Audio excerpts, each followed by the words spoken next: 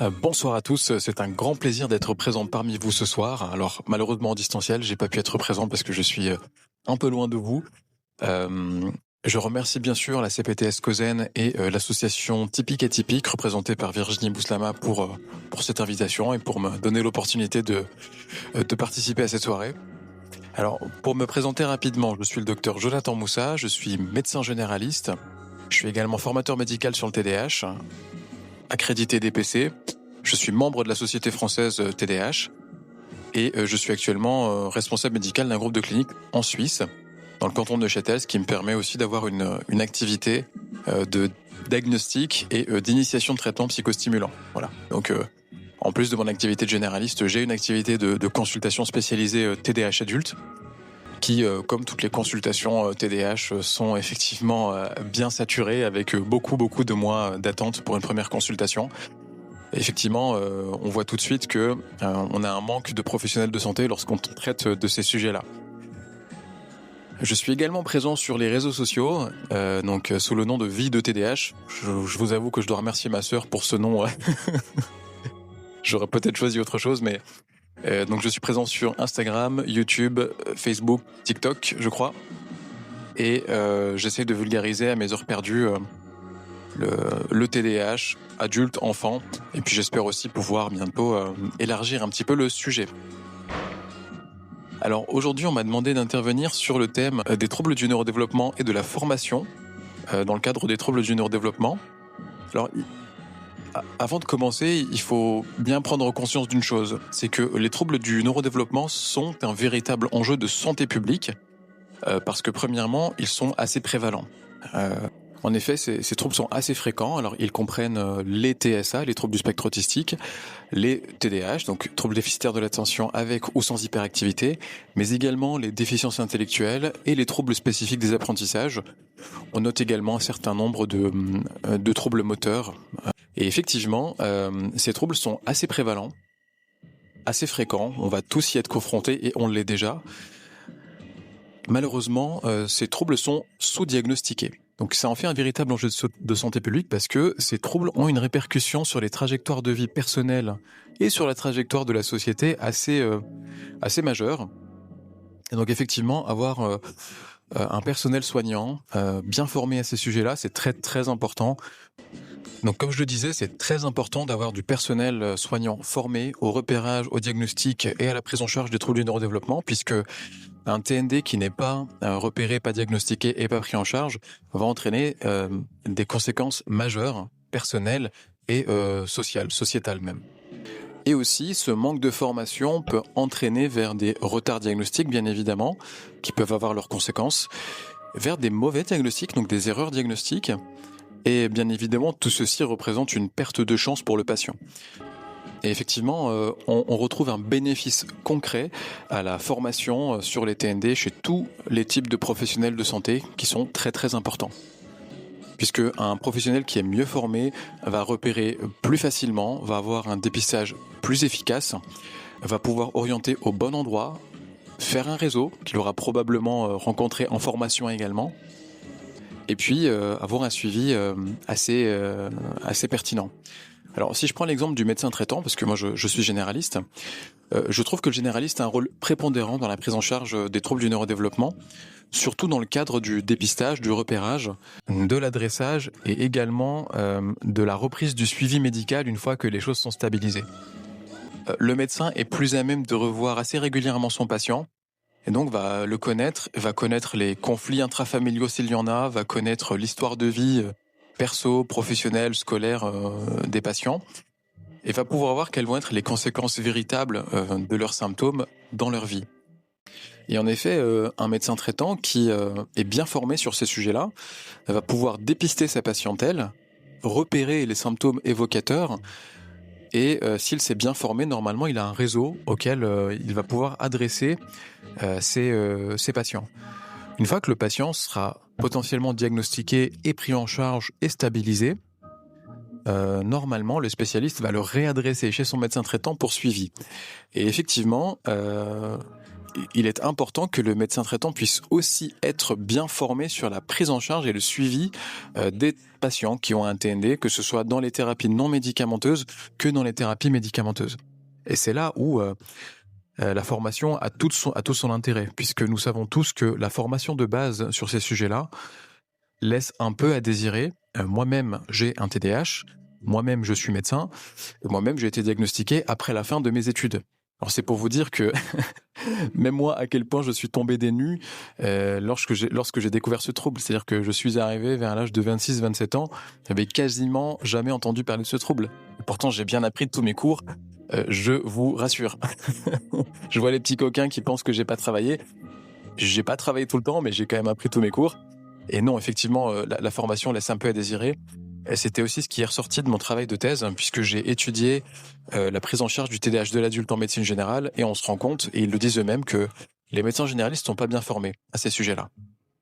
Et depuis que je donne des formations à des médecins, notamment des psychiatres, je me rends compte aussi qu'un certain nombre de psychiatres sont aussi mal formés à ces sujets-là. Donc ça en fait un véritable enjeu de santé publique et de formation. Et donc maintenant vient la question de comment je me forme.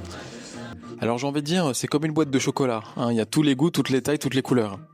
Et effectivement, vous allez, en fonction de vos objectifs, de vos besoins, de vos envies et de vos possibilités, forcément trouver une formation qui correspond.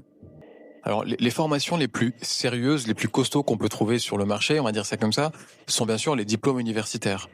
Je pense notamment au DIU, diplôme interuniversitaire TDAH à tous les âges, à travers les âges, auquel je suis inscrit justement en tant que participant, hein, pas en tant qu'organisateur.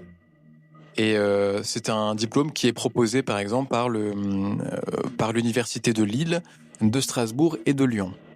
Et je sais que ce type de diplôme, il y en a plusieurs sur le marché. Alors je les connais pas tous, je ne peux pas tous vous les citer, mais pour les professionnels qui ont une vraie appétence pour ces sujets-là, qui ont du temps à y consacrer et qui ont l'énergie, hein, la motivation, c'est le top du top. C'est la Rolls-Royce de la formation, en effet, puisque à la fin, bien sûr, vous avez un diplôme certifiant, et puis vous avez une formation extrêmement complète.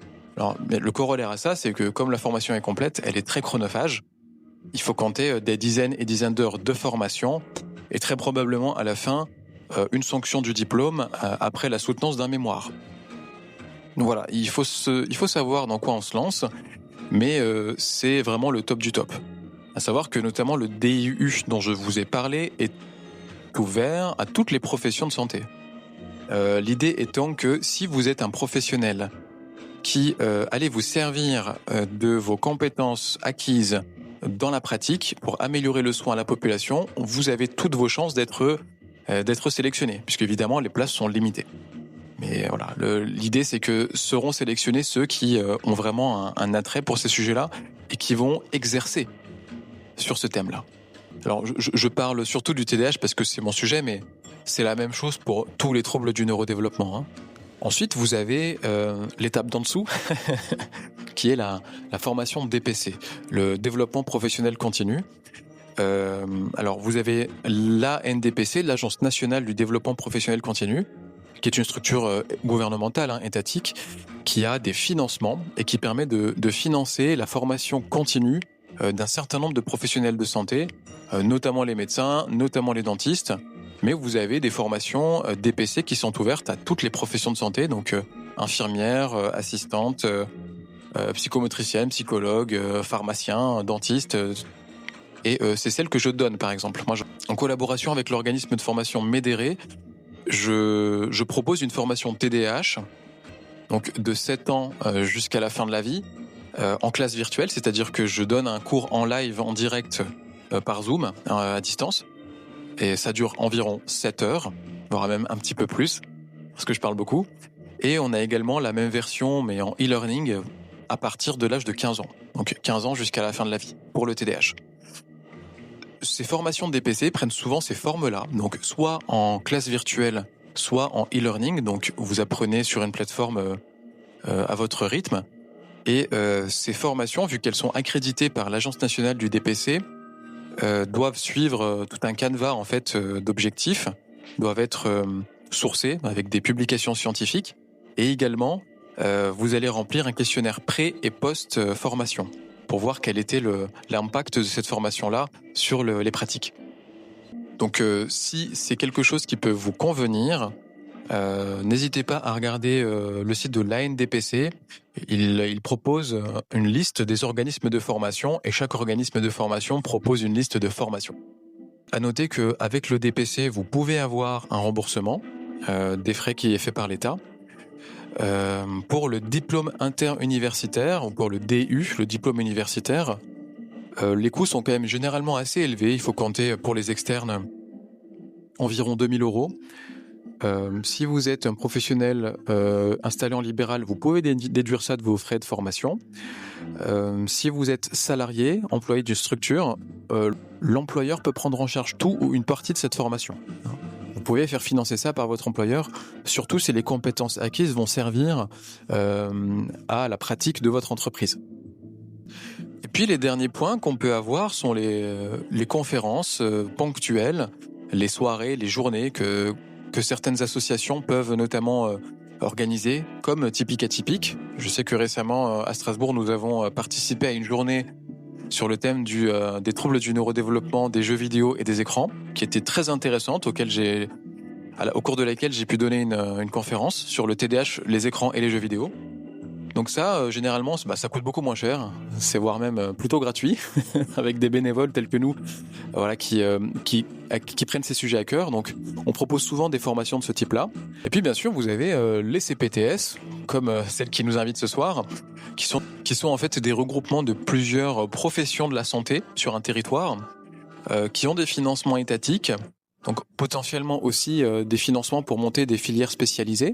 Alors c'est vraiment au cas par cas, hein. Chaque CPTS a son territoire et ses professionnels qui participent.